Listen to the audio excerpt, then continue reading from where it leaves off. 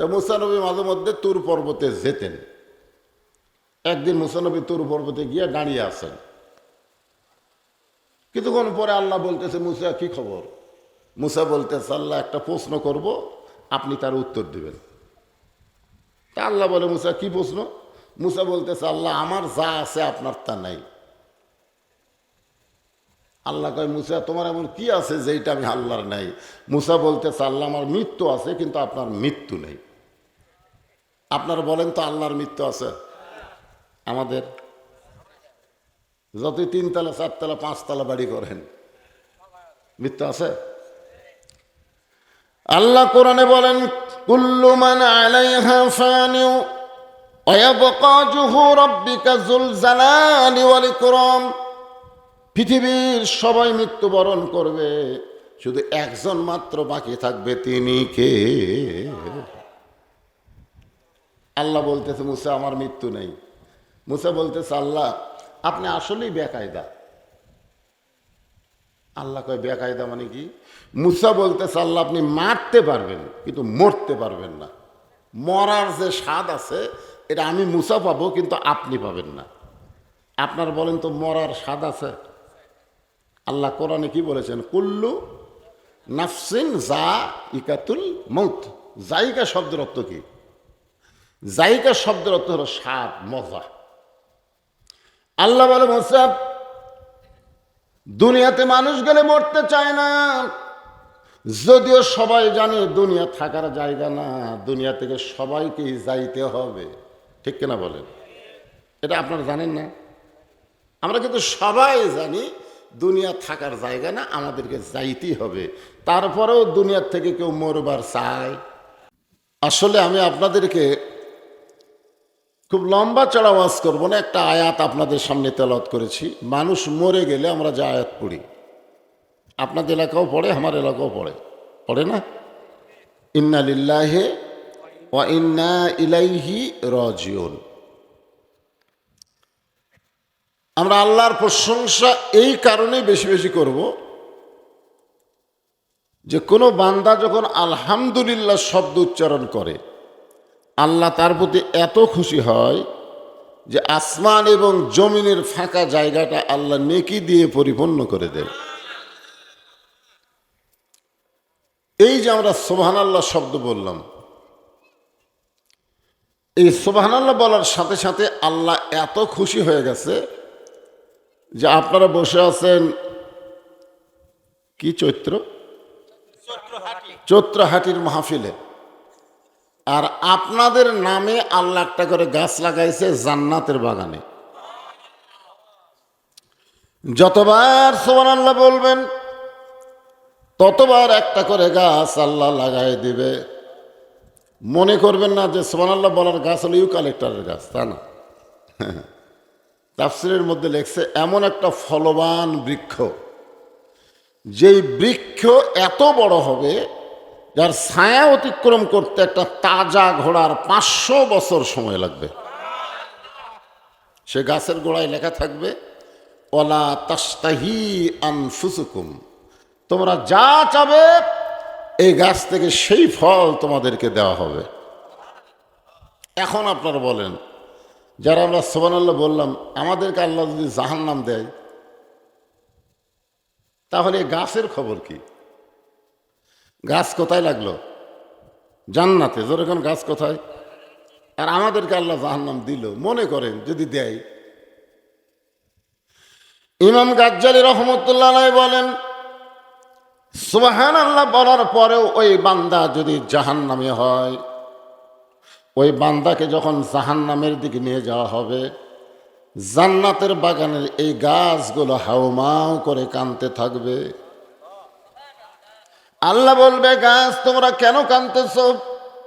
গাছগুলো বলবে, আল্লাহ যারা সুবহানাল্লাহ বলার কারণে আমাদেরকে জান্নাতে রোপণ করলেন, আজকে সেই লোকগুলো জাহান্নামে চলে যায়, আমরা কার আশায় জান্নাতে দাঁড়িয়ে থাকব? আল্লাহ বলবেন, গাছ তোমরা কি চাও? গাছ বলবে, আল্লাহ ওই জাহান্নামী বান্দাদেরকে যদি আপনি জান্নাতে দেন তাহলে আমাদের কোনো আফসোস নাই, আর যদি জান্নাতে না দেন আমরাও জাহান্নামে যাবার চাই। আল্লাহ বলবেন গাছ, জাহান্নামে পুড়ানোর জন্য তোদেরকে জান্নাতে আমি লাগাইনি। আল্লাহ বলবে এটাই যদি আপনার চাওয়া হয় তাহলে গাছের মালিকগুলোকে জান্নাতে ফিরাই দিলেই তো লেটা চুকে যায়। আল্লাহ তখন বলবেন গাছ, তোমাদের ওসিলাই ওই সকল বান্দাদেরকে আমি আবার জান্নাত দিয়ে দিলাম। হুযায়ফাতুল ইয়ামিন বলে, রাসূলুল্লাহ, তাহলে যারা সুবহানাল্লাহ বলবে ওরা যতই পাপ করুক না কেন এরপরেও তো এরা জান্নাতি হবে। আল্লাহ রাসূল বললেন, হুযায়ফা, তিনটা তসবিহ যখন কোনো বান্দার জবান থেকে অনায়াসে বের হয়ে যায় ওই বান্দা জাহান্নামী হলেও আল্লাহ তাকে জান্নাতি বানায়া জান্নাত দিয়ে দেয়। কয়টা তসবিহ? একটা হলো সুবহানাল্লাহ, একটা হলো আলহামদুলিল্লাহ, আর একটা হলো আল্লাহু আকবার।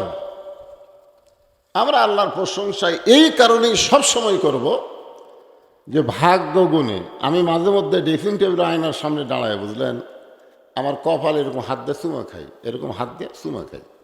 তো ওইটা আমার ছোটো মেয়ে দেখছে, দেখি ওর মার কাছে গিয়েছে, আব্বা কি পাগল হলো নাকি, নিজের কপালে নিজে চুমু খায়। তা আমার বউ আমারে কইছে এই ব্যারাম কবর থেকে ধরলো।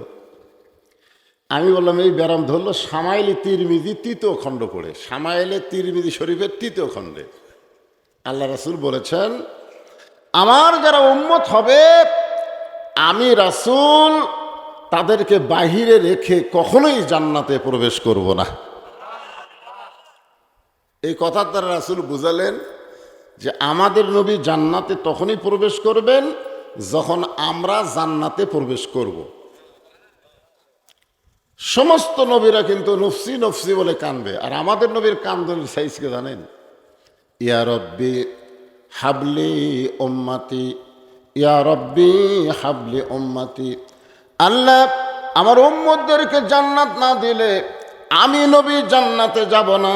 আল্লাহ বলবেন, মানজাল্লাযী ইয়াশফা ইনদাহু ইল্লা বিইজনিহি, কেবলমাত্র আপনাকে আপনার উম্মতের জন্য সুপারিশের অধিকার দিয়ে দিলাম। এজন্য একটা গান আছে, আছেন আমার মুক্তার, আছেন আমার ব্যারিস্টার, শেষ বিচারের হাইকোর্টেতে তিনি আমায় করবেন পার, আমি পাপী রাসূল জাবিনদার। আল্লাহ যখন হাকিম হয়ে আমাদেরকে আসামি বানিয়ে বিচার শুরু করবেন, ওই সময় আমাদের নবী উকিল হয়ে ব্যারিস্টার হয়ে আমাদেরকে সুপারিশ করে জান্নাতে পৌঁছায় দিবেন। এমন নবীর উম্মত হওয়াতে খুশি না বেজার? মাশাআল্লাহ। আর আল্লাহর প্রশংসা করার আর একটা কারণ হলো এই যে দেখতেছেন আল্লাহর কোরআন। একটা হাদিসে রয়েছে, খায়রুকুম মান তাআল্লামাল কোরআনা ওয়া আল্লামাহ। এই হাদিসের ব্যাখ্যা অনেক বক্তা বলে না, তাহলে হাদিসের অর্থ কয় ওই ব্যক্তি হলো সবচেয়ে উত্তম যে আল্লাহর কোরআন শিখেছে এবং অপরকে কোরআনের শিক্ষা দেয়। এইটুকু বলি, আর বলে না। কিন্তু হাদিসের ব্যাখ্যায় বলা হয়েছে যে ব্যক্তি ইচ্ছা করে কোরআন শরীফ শিখবে না, খুব খেয়াল করবেন, যে ব্যক্তি ইচ্ছা করে কোরআন শরীফ শিখবে না সে ব্যক্তি ঈমান নিয়ে মরতে পারবে না। এই হাদিসের ব্যাখ্যার মধ্যে আছে। এই জন্যে বলা হয়েছে কোরআন শিক্ষা করা প্রত্যেকটা মুসলমান নর নারীর জন্য কি ফরজ না। ফরজ দুই রকম, একটা হলো জানাজার নামাজ, একটা হলো 5 ওয়াক্ত নামাজ। জানাজার নামাজ কিন্তু একটা মানুষ মারা গেলে ওই গ্রামে 10 জন মিলে জানাজা করে কবর দিলে সবার উপর আদায় হয়ে যাবে। কিন্তু 5 ওয়াক্ত নামাজ খালি বুড়া থোড়া ভাঙ্গাচোরা পড়লেই হবে না, সবাইকেই 5 ওয়াক্ত নামাজ যেরকম পড়া ফরজ, আল্লাহর কোরআন শিক্ষা করা প্রত্যেকটা মুসলমান নর নারীর উপর তেমনই ফরজ। এখন আপনারা বলেন এই কোরআন শিক্ষা করা কেন ফরজ? আল্লাহ কোরআনের প্রথমেই বললেন, জালিকাল কিতাবু লা রাইবা ফি হুদাল লিল মুত্তাকিন। আপনার ছেলে মেয়েদেরকে যে আপনি প্রাইমারি পড়াচ্ছেন না? সবাই পড়াচ্ছেন না? ছেলে মেয়ে লাতিলুৎকুর প্রাইমারি পড়তেছে। আপনারা অন্তর থেকে বলেন তো, একটা ছোট বাচ্চা প্রাইমারি গেলে ওই কোনো সময় ভালো হওয়ার লক্ষণ আছে? একের অন্তর থেকে এখন আমি জানি এই কথাগুলো সরকারের কানত গেলে ভাই তো প্রাইমারি মাস্টার, তাই না? হাই স্কুলের যাই হোক, আমার কথা কি আর এখানে আছে? এটা মিডিয়ার মাধ্যমে সব জায়গায় যাচ্ছে। আমি আপনাদের কাছ থেকে জানতে চাচ্ছি যে একটা প্রাইমারির বাচ্চা যে কোনো দিন পেশাব করাও শিখলো না, পা না পাক কাক করে তাও শিখলো না, বইটা হাতে নেই একদম বাগডম ঘোড়াডম সাজে ঢাকঢোল লোক পড়তেছে, জোরে কোন কথা ঠিক কিনা? এই ছেলে বড় হয়ে কি হবে? আর এই মাদ্রাসায় যে বাচ্চাগুলো পড়তেছে, ছেলে হোক বা মেয়ে হোক, আমার যে মাদ্রাসা আছে সেখানে কোনো ছাত্র ভর্তি হলে আমার ওস্তাদ বলে চলো পেশাব করবার যাই। কোনোদিনও কয় না যে ভর্তি হয়েছে চলো কায়দা নাও, এ কথা কয় না। আগে বলে চলো পেশাব করবার যাই। পেশাব করবা না পায়খানা করবা, এটা ওস্তাদ খাড়া হয়ে থাকে ওরা শিখায় যে পেশাব কীভাবে বসে থেকে করতে হয়, কত উঁচু জায়গাত বসে নিচে জায়গাত মারতে হয়, পেশাব শেষ হওয়ার পরে কি করা লাগে, কিভাবে পানি খরচ করা লাগে, কিভাবে ওযু করা লাগে, এগুলাকে শিখার পরে তারপরে আল্লাহর কিতাব কোরআন কায়দা তার হাতে দেয়। কারণ এই কিতাব ধরবার গেলে আল্লাহ বলেছে লা ইয়ামুসুহু ইল্লাল মুতাহহারুন, ততক্ষণ পর্যন্ত তুমি পবিত্র হতে পারবে না, যতক্ষণ পর্যন্ত আল্লাহর কোরআন পবিত্র হতে পারবে না, ততক্ষণ পর্যন্ত আল্লাহর কোরআন তুমি স্পর্শ করতে পারবে না। এখন আপনারা বলেন এই কোরআন ধরবার গেলে কি হওয়া লাগবে? কথা কয় না কেন? ওযু লয় রে পবিত্র। এখন মনোযোগ দিয়ে শোনেন, যেই কোরআন ধরতে গেলে পবিত্র হওয়া লাগে, সেই কোরআন আল্লাহ আমাদেরকে হেদায়েত স্বরূপ দান করেছেন। যেই কোরআনের ভিতরে আল্লাহ বলেছেন অনুনাজ্জিলু মিনাল কুরআনি মা হুয়া শিফাউ ওয়া রাহমাতুল লিল মুমিনিন।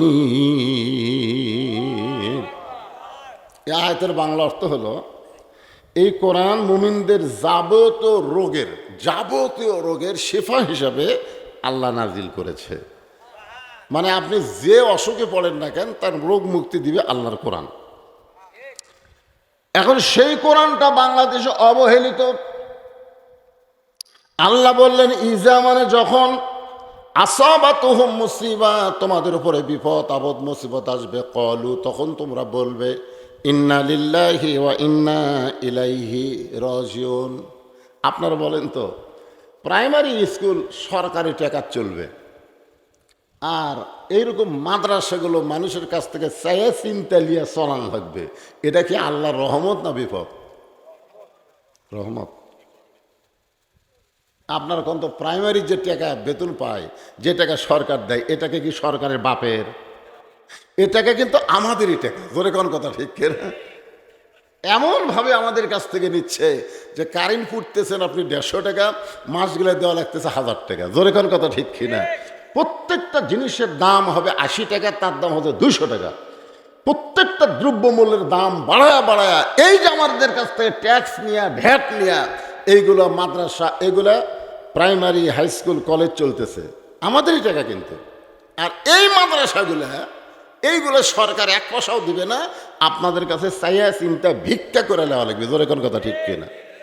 আপনারা সত্যি করে বলেন, বাংলাদেশের একটা প্রাইমারি বানাতে কোনোদিন প্রাইমারি হেড স্যার মাইকিং করছে যে ভাই আমার স্কুলে 1 ব্যাগ সিমেন্ট লাগবে রে, আমার 1000 ইটা শর্ট পড়ছে, এরকম কিন্তু শুনছেন?